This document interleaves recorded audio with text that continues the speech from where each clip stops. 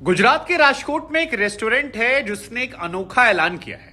और यह अनोखा ऐलान यह है कि अगर कोई बच्चा उनके रेस्टोरेंट में आता है और बिना देखे हनुमान चालीसा का पाठ पढ़ लेता है तो उस बच्चे को वहां पर जो कुछ खाना है, जितना खाना है, उसे वो मुफ्त में मिलेगा। श्री रामचंद्र के काज समारे लाय श्री रघुवीर रघुपति की बहुत बड़ाई तुम ये सुर्खियों में ये आ गए और काफी ज्यादा भीड़ जो है वो भी यहां नजर आने वाली है। अब यहां पर बहुत सारे बच्चे पहुंच रहे हैं जिन्हें भगवा साफा पहनाया जा रहा है, तिलक लगाया है और वो हनुमान चालीसा का पाठ पढ़ा रहे हैं। अब इस खबर को देखने के बाद दो तरह की चर्चाएं शुरू हो गई। क्या वाकई में ये धर्म से जुड़ा है या सोशल मीडिया पर वायरल होने के लिए है?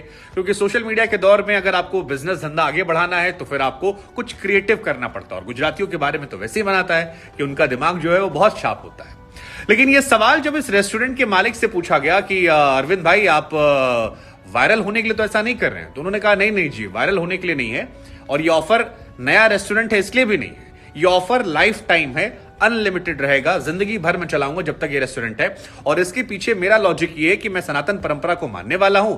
जब हम ज्यादा मॉडर्न हो रहे हैं तो ऐसे में जो बच्चे हनुमान चालीसा को पढ़ते हैं, बचपन में जानते हैं, उनको देखकर एक सुखद अनुभूति होती है। और मेरी तरफ से सनातन परंपरा को मेरा ये योगदान होगा जिसमें उन बच्चों को मैं अनलिमिटेड खाना दूंगा ताकि इसे देखकर और भी लोग सीखें, समझें और हनुमान चालीसा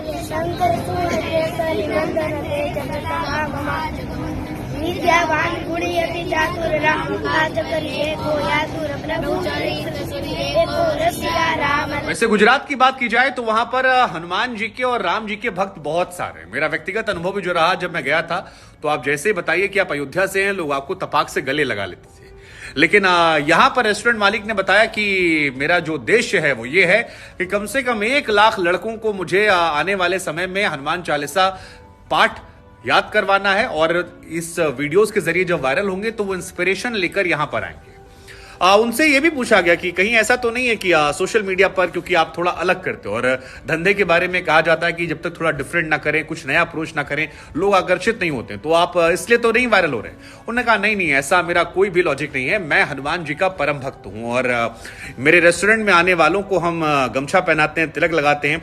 और जब बच्चे ऐसा करते हैं तो हमें यह सुनिश्चित हो जाता है कि भविष्य जो हमारा है सनातन परंपरा का वो बेहतर हो जाता है।